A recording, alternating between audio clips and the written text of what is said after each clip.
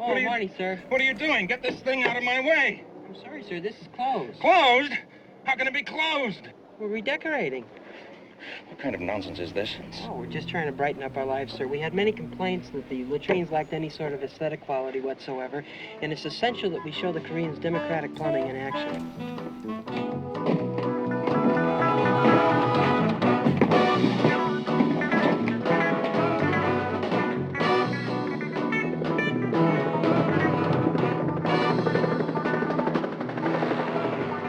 Hey, welcome back to Draining the Swamp. I'm Zach. I'm Maxie. So we did miss a week, but don't worry about it.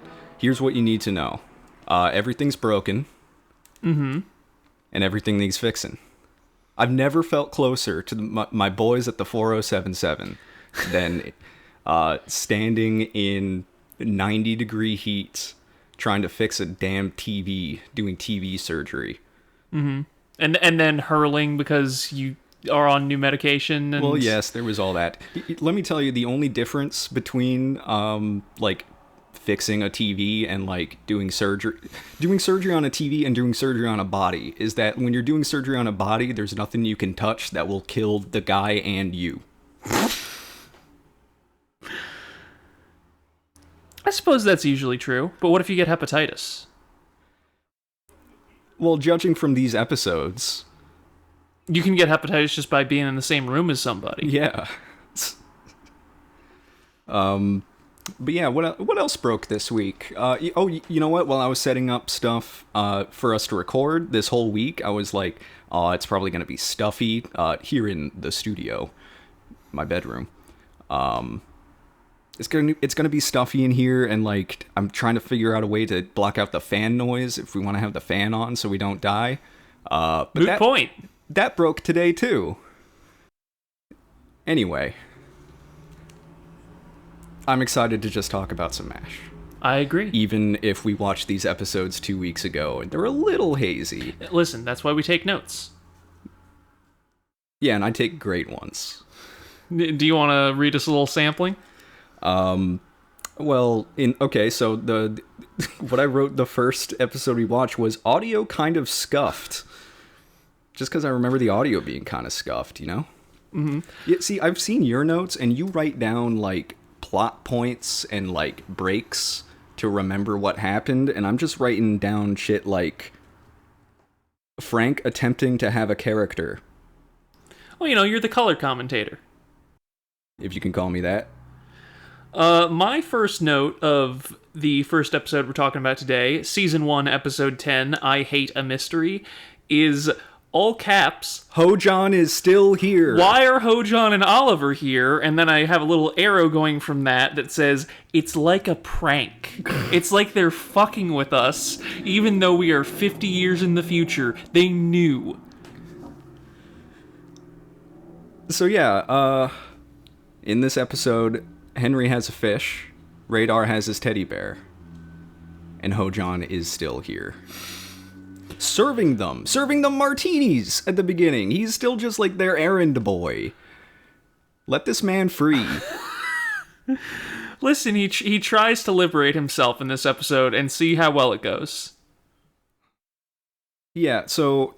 Actually, on that note, we should talk about Dick Hooker, and maybe we did him a little bit of a disservice when we talked about the transition. No, well, actually, the quote you're thinking of is from Robert Altman. Oh, I see. Who directed the movie. Gotcha. Okay, so no word on whether Dick Hooker is any good. Yes. But yeah, do you have that Robert Altman quote on hand?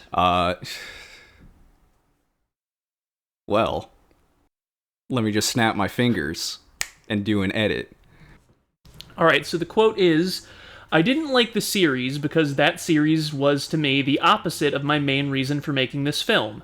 And this was to talk about a foreign war, an Asian war that was going on at the time, and to perpetuate that every Sunday night for 12 years, and no matter what platitudes they say about their little messages and everything, the basic image and message is that the brown people with narrow eyes are the enemy. And so I think that the series was quite a racist thing. I didn't approve of it, I didn't like it, and I thought it was the antithesis of what we were trying to do. But most people don't even know this film exists. If you poll the world, they'd say, oh, that was that series with Alan Albert, or whatever his name was. So yeah, this is when like my knowledge of film is like really, really lacking because I'm not too aware of other films Robert Altman has made. I've heard his name before, I think. Like I'm not surprised that he seems like an opinionated guy. But yeah, maybe I didn't give the idea of the movie enough credit because I just figured that the tone that we're seeing in the first season of this show is more derived from the movie, but it seems like it was more derived from the book. But yeah, like the what he's talking about is kind of what we've touched on a little bit, which is just like the way this show kind of depicts Korea at this time and Asia, Japan at that time, Asia for that matter. in general. Yeah.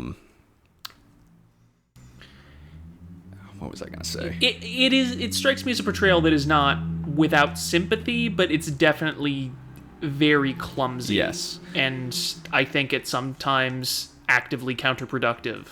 It plays into stereotypes.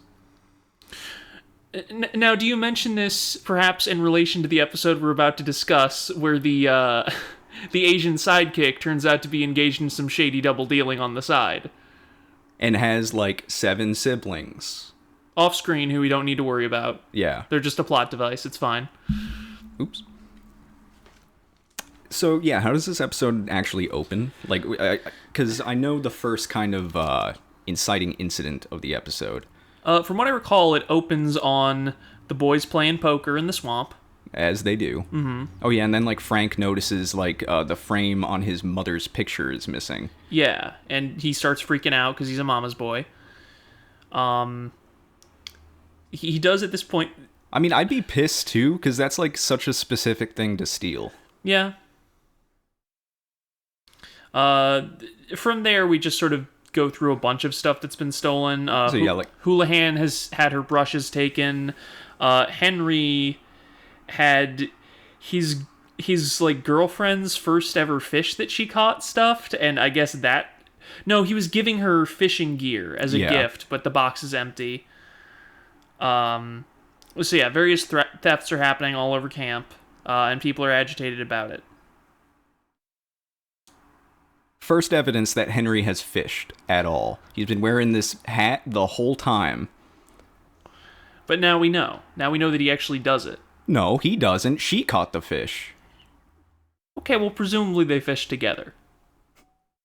That's how they met. So there is a meeting held at dinner to discuss these thefts.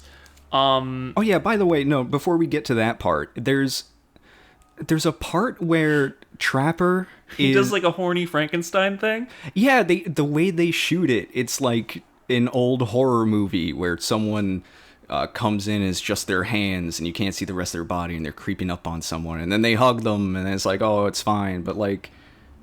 That's why they call him Trapper. Yeah. You know, it's wacky and wholesome. Ugh. But yeah, like a teacher asking who wrote fuck on the walls, Henry calls everyone into the dining room and hopes whoever's up to it will just speak up. And of course, everyone thinks it's Hawkeye because he's the prankster here, and they all assume that he's just got some elaborate scheme going. Mm-hmm. Important thing, they do the bit where Henry needs Radar to call everybody to attention again. If I recall correctly, in this one, he just directly asks Radar, can you, like, call them to attention? Which is pretty good. Like the teacher thing, he does the thing where he flicks the lights. Which, can I just say, very bad idea if you're dealing with a thief. Whatever. This episode is less of a whodunit and more of like a why did they? Do you mean Ho-Jon or the writers? Both. I know we just spoil the end of the episode. Like, not like it's gonna be. It's a stupid ending. It's a stupid ending. So like, Hawkeye gets on his like Sherlock Holmes shit with the whole trench coat and hat and whatever. And he does the old folktale where it's like, oh, this chicken's covered in soot, but if you put only guilty people will get their hands dirty if they touch the chicken. What is that from? It's, it's some old folktale or whatever. Okay. He basically does a variant on that. Yeah, he does a scheme where he convinces everyone, which, by the way, I was, like, actually trying to think, like, okay, who's actually behind this? And I noticed that in that last scene in the dining room, they have everyone in, even characters we don't care about anymore, but Father Mulcahy isn't there. Oh. And I really wanted it to be him, somehow. But no, it's Ho-Jon. And it turns out he was trying to save up money to bribe a border guard to let his family in from the north. And here's the thing that made me mad. He says that he didn't think Hawkeye would help. Hawkeye raised $2,000 to send him to school, which he still hasn't done. I don't know what's taken them so long. But yeah, no, Hawkeye would absolutely put together a much more entertaining scheme to take care of this. Exactly. And he would jump at the opportunity to scheme at a border guard. So yeah, real character misjudgment from Ho-Jon there. Cinema sin. Sting. I do like the part where Hawkeye, basically Radar is assigned to tail Hawkeye everywhere to make sure he doesn't steal anything. And he's wearing a ghillie suit like in PUBG. And Hawkeye hides in Father Mulcahy's tent. Is that where we get the first Slashy Mash quote of the episode? By the way, something you should also know is I went through the Slashy Mash quotes archive and I put together a Twitter bot. Mm-hmm. That posts one every few hours or so. I think it's a good idea. Listen, some of these quotes are just okay, but some of them are really, really good. And that's the thing. I haven't done much quality control on them, so sure. It makes the good ones better. But yeah, at Slashy Mash Bot is the account for that. But yeah, that does bring us to our first, and I think only Slashy Mash quote of this episode. I've been hoping you'd stop by. Really, don't be deceived by these trappings. Underneath them, I'm just an ordinary man who is as prone to temptation as you are. Unbelievably gay. That is the first line of, like, a porno. Or at least the first line of a very understanding priest trying to help out his gay friend. Mm-hmm. His gay kleptomaniac friend. Now, strictly speaking, Hawkeye, only one of those is against the Ten Commandments. So the way I see it, if you stop stealing, it's okay to be gay. You can fuck all you want. I know how much you love fucking.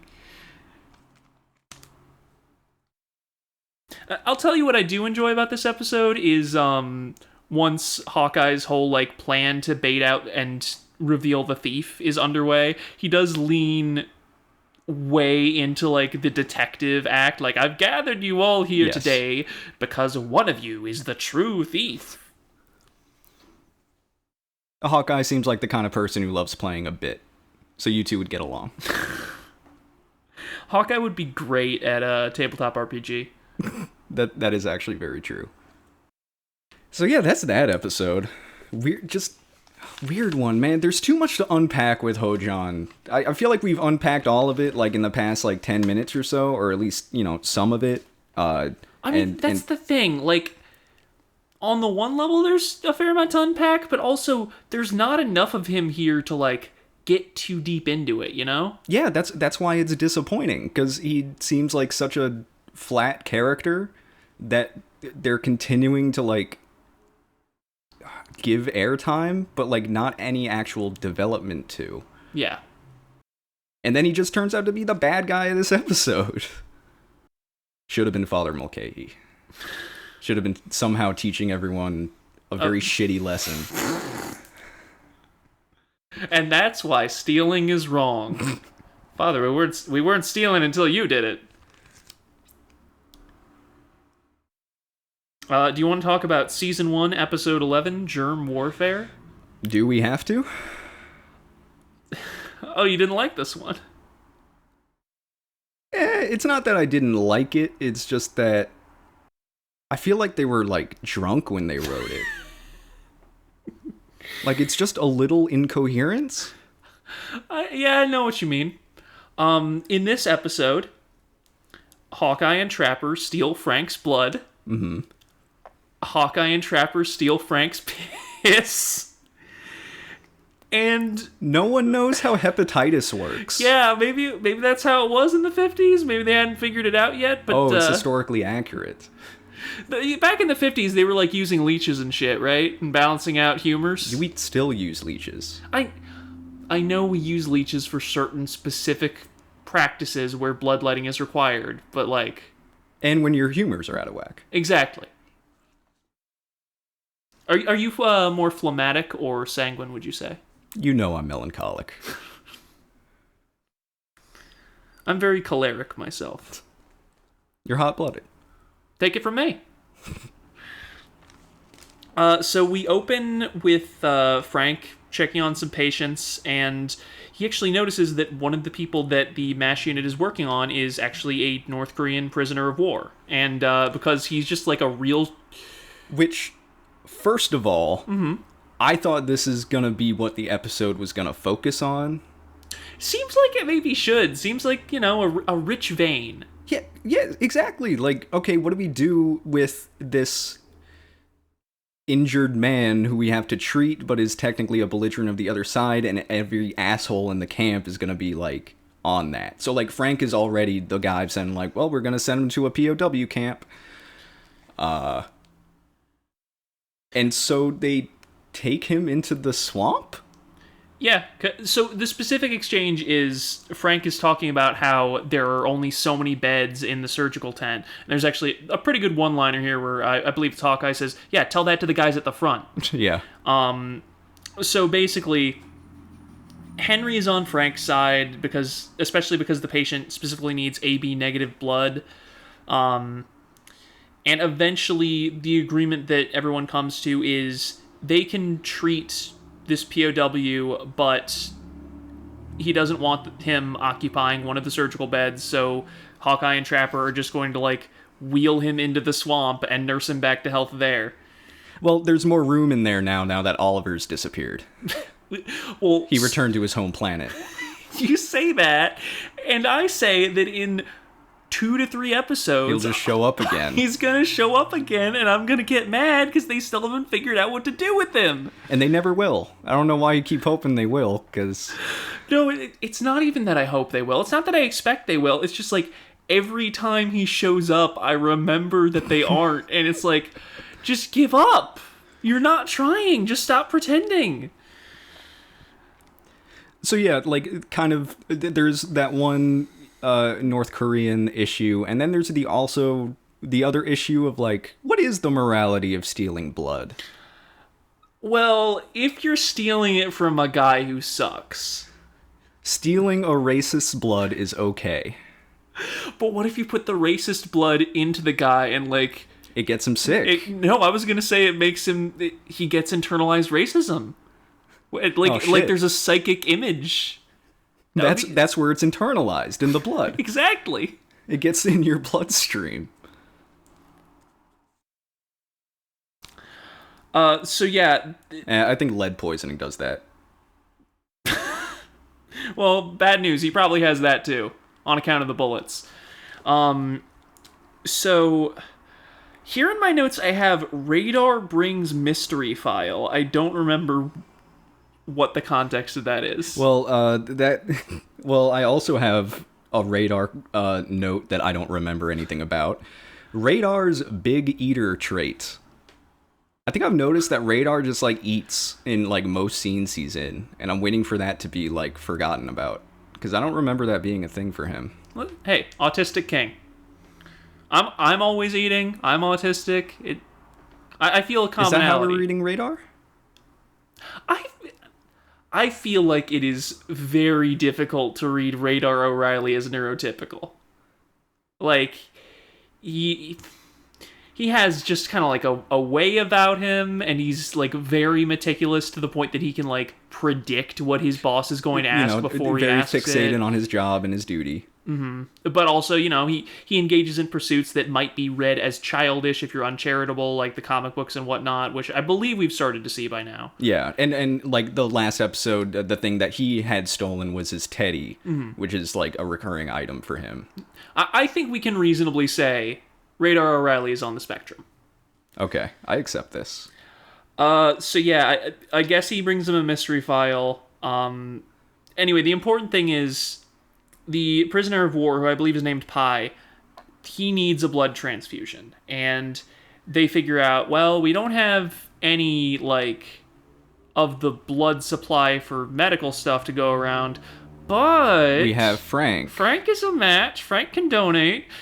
So what they do is they wait until he's asleep. They do this Igor and Dracula bit, which Dracula's famous companion, Igor. Yes, exactly. It's like Frankenstein and Renfield, one of the classic combos. I do have a note here that while they're drawing the blood, one of them says to Frank, "Good night, darling. You're the greatest." Oh yeah, we're gonna play that one later. You forget the part where he kisses him on the forehead, and then Frank has the little death. I have a note here that says horny vision activated. I don't remember the context of that. I remember that one because it's just like a scene cut to some pink vignetted scene of staring at a nurse, and then it's revealed that it's Hawkeye, and it's oh, this is just how he sees the world all the time. That's actually how he copes with all the suffering. As long as he's horny, he can blunt his own empathy and all the grim. It's saying a lot that even with that, all the grim death and decay is still very apparent to him. Do you know Sai no Uta? I don't. Okay. Don't worry about it. Okay. It's like this in reverse. I see. Okay. Listen, I'm actually going to apologize for how scattered I am this week. We'll get there, okay? But I remember being pissed off at something else in this episode. I think it's probably while Henry is on the phone. Yes, Henry is on the phone to a general asking him, can we get an extension for this North Korean so we don't have to send him to a prisoner of war camp right away? And he's a complete pushover, so it doesn't work. And everyone in this show can dupe higher ups all the time, but Henry. Well, yeah, because Henry's one of the higher ups. Yeah, but Henry's whole thing is that he is a guy who sucks, plus he's got no spine. But the army can't be competent and incompetent at the same time. I don't know, the way this show always does its schemes with higher ups in the army is that it takes advantage of bureaucracy and the amount of people things have to pass through to get anything done. And I don't know, the way Henry just immediately hits a wall and says, "Well, that's all I can do," and then everyone else is like, "Well, that's all we can do." And not it matters, because then at this point, the episode just becomes about Frank's hepatitis, and we do not touch on this North Korean much at all until the very, very end. Yeah, basically, the North Korean exhibits signs of hepatitis, and Hawkeye and Trapper are okay, it can be a bloodborne disease, so does that mean that Frank has hepatitis? And how do we find this out so that we can tell him and make sure he doesn't go spreading it around? Why didn't some doctors test the blood before they put it in another guy? Well, they are drunks. Yeah, but they're the best surgeons in the unit, I've heard. Maybe they're not used to the blood transfusion part. Maybe that's normally a nurse's job. I don't really know how that works. Frankly, I'm impressed that they did manage to draw a man's blood without waking him up. That seems pretty impressive. Normally those needles hurt. I've never had my blood drawn. Really? Yeah, I'm gay. They don't let me. So fuck them. I mean, I'm also gay, but I need to have it drawn every so often to make sure that I'm gay enough, They got to test it. What's your blood type? I actually don't know. You probably should. My ass is O negative, so me saying that I have never donated blood, It means I'm going to hell, I guess. No, they're going to hell for not letting you. It's not like you have a bloodborne disease. You just have, like, I like sucking dick disease. And there ain't no cure for that, baby. Let me tell you. The only cure is sucking dick. It's chronic. You do also indulge in the chronic, it's true. Well, yeah, it helps me suck dick. So they go to Frank, they try and get a blood sample, and he's not willing to, and it doesn't help that, like, they won't tell him why, because then they'd have to cop to taking his blood, which would probably not go over great. I do have in my notes, Hawkeye cops a feel. I think he just, like, grabs Frank's titty at one point. Yeah, well, like, Frank is trying to, like, storm out the swamp, and then the way Hawkeye stops him is very, like, no, hold on. But he's, like, you know, very gentle with his touch. So what they end up deciding is they're not going to be able to get another blood sample. So what they're going to do instead is they're going to sample something that he can't help but give them. And they come up with a scheme to have him drink a bunch of beer, because beer goes right through him, and then they're going to steal his piss and test that. Should have been his cum. They would have to go to Houlihan for that. Yeah, I was about to say, do you think Margaret would have been on board? Which, by the way, okay, so, like, the other reason they should have tested the blood, Frank is fucking the girl that has fucked millions of people in the army. Oh god, if he did have hepatitis, just like half the planet would have it by now. Oh, you don't remember COVID-50? I don't think hepatitis... Is hepatitis a coronavirus? No, I don't know. I was about to say I don't know shit about hepatitis, but I know a little more than the people that wrote this episode. Because let's go over the ways hepatitis is transferred. Mm-hmm. Sex. Yes. Blood. Mm-hmm. End of list. Genetically, maybe? I don't know. So you're telling me that you can't give hepatitis to somebody by just, like, touching them? Well, I mean, they did give the North Korean some blood, so that would be... No, but what I mean is they seem to be very worried, one, that if Frank does surgery, he's going to give somebody hepatitis. No, that's it. Oh my god. And like they treat him like he's highly contagious and could infect the whole camp. And it's like, no, like, that's why you wash your hands. That's why you wear scrubs. And like, I don't know, don't slit your own wrist with the scalpel. Yeah. Like, I don't know how they think him doing surgery is... I mean, maybe it's something I don't know. Maybe there is some potential complication that would cause, like, blood exchange. But it seems pretty specious. Anyway, Radar redecorates the latrines, so they're closed. And he has Frank go piss in, like, a fake outhouse they set up instead with, like, a bucket. You know. Do what you gotta do. And you ever what's the most remote place you've ever had to, like, take a piss? Like the woods? Or I guess what I mean is, like...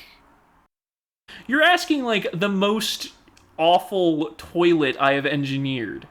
Okay, yes, that's a better way to put it. One time when I was a kid, I had to piss really bad, but I just had a nightmare and I was scared to go downstairs to the bathroom in the dark. Okay.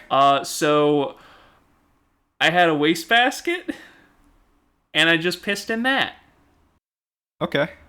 At least that's, like, a receptacle of some kind that you put waste that you don't want anymore.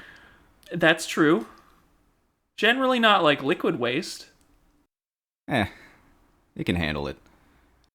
I don't know, mine is less exciting than that. Mine is just, like, sometimes you got a bottle around. I've never actually done that.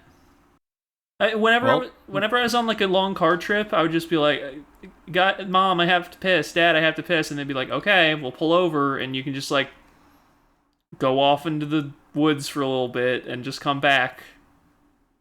They wouldn't leave. They wouldn't just, like, send me into the woods. One of them would come with me as a chaperone. But you get the idea. This is a What if hell of you- a tangent. What if you went out into the woods and you just heard someone say occupied? I gotta find a different tree. I don't know. I do have a note here, Frank's post-piss strat, which is, I remember him, like, having a little ritual where he, like, shimmies with his pants a little bit. You know. If it feels a little good to have a good piss, doesn't it? Sometimes, yeah. Other times, here's another thing that got in the way. Sometimes it hurts real bad and you need to see a doctor and be like, hey, I think my piss might be fucked a little bit. I hope we're not getting too TMI in this episode. I haven't even gotten to the part where I couldn't eat for 24 hours. Man, we're a mess. What's going on? We both turned 27 a month ago, so it's all downhill from here. That was the moment. So yeah, they is there anything left but like the reveal that they stole Frank's blood and that he doesn't have hepatitis after all? So this North Korean just had it? No, that's pretty much it. So yet another plot in which, like, turns out no one was at fault and it's just a big misunderstanding because of these Koreans. Now, okay, I don't think it was like a stereotype that Koreans have hepatitis. I'm not saying that they're playing into some sort of stereotype like that. I'm saying, damn, you ran these episodes back to back. That's fair. But Frank does play checkers with Pi at the end. Yeah, because I guess he's just still recovering, hanging out in the swamp. Mm-hmm. Hawkeye gives Frank some flowers, as to say thank you for your blood. The first time Hawkeye has admitted wrongdoing in this show, I think. And hopefully the last.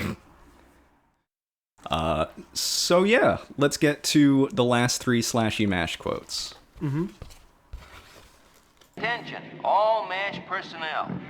Tonight's War Department film on how to lead a good, clean life has been canceled due to unusually heavy indifference. Now, what I think that means is that there's too many gay people in the camp to make this film take off. Mm-hmm. I can see that. Including the PA announcer. I don't know what his deal is yet, but... So, you said that the PA announcer does eventually become, like, a character? No, okay. I'm pretty sure he remains, like, a voiceless... Well, not voiceless. A faceless formless voice forever. Mm-hmm. So yeah, there's that one. Good work, Igor. Very good. In the morning, you will be one of my brides. I mean, we talked about this one already. That's more gender to me. I mean, I guess it's also gay. It's a spectrum. Gender can be gay. That's very true. I feel like most of the time it is. If gender isn't gay, what are you even doing? Well, I don't want to go that far. I do. Okay. Fuck them. You know, technically, by some definition, we're heterosexual. Exactly. No, Maxie's doing a jack-off motion, and I agree with her. Anyway, and our last one. Good night, darling. You're the greatest. Yeah, no, that one's just unambiguously a very gay thing to say. It gives him a little kiss on the cheek. Listen, if we want to talk about the intended reading, I think it is not unknown for straight men to, like, be a little gay as a bit. Yeah. But, also, as gay and gender-weird people... Well, yeah, for us, it's easy to read that reading into it. And also, it's fun to read that reading into it. But like, I think that's how Alan Alda plays the character, because he's talked before about, like, how when he was playing Hawkeye, or, like, in a lot of his acting career, he draws on a lot of the burlesque shows that he, like, grew up around, and I think that's very clear. Okay, yeah, I can see that. So, like, there's absolutely that flamboyant quality, that is just short of, like, flaming. Huh. Still in the doldrums of season 1. Yeah, these were a couple of rough ones. We talked last week about how this show almost got canceled after season 1. And I feel like I was maybe a little more charitable of like, oh, maybe not. I can't actually remember, but my opinion of season 1 of this show continues to decline. Yeah. Again, it's not like I don't regret watching this show. I'm not like having a bad time, but it's definitely not. Yeah, if you were like, yeah, you can watch this or Frasier, and I'm not a huge Frasier fan, I'd probably be like, ooh, I could go for some Frasier. Yeah, what was season 1 of Frasier like, though? I get the impression that the Frasier formula was not particularly dynamic. I think in season 1 of Frasier, Frasier and Niles are still very stuffy and like, oh, it's me, Frasier's dad, and I'm working class and a little more rough around the edges, and I got like a British lady who takes care of me, and that's just Frasier for like the rest of Frasier. And this was the character from Cheers that they were like, we gotta break him out. You ever watch Cheers? I've never seen Cheers. Honestly, listen, it's not going to happen for a while. We got a lot of MASH to get through. I wouldn't be against watching Cheers after we finish all the MASH we got. Oh, geez. Cross that bridge when we come to it. Let's not make promises we can't keep. I have been thinking about other old sitcoms, though. Oh, yeah? No, you know what I've been thinking of? Old crime dramas that no one remembers. Does anyone know Canon? I don't know Canon. Well, there's an old crime drama from like the 80s called Canon about this cop named something or other Cannon. And I saw one episode over the air while I was like really high, like maybe 18 months ago. And I've just been kind of intrigued by it ever since. But yeah, thank you for listening. We'll be back next week with some more MASH, and maybe I'll remember to ask for questions on Twitter this time. But until then, I forgot I had to hit the button to do this. You got a sign off for me? No.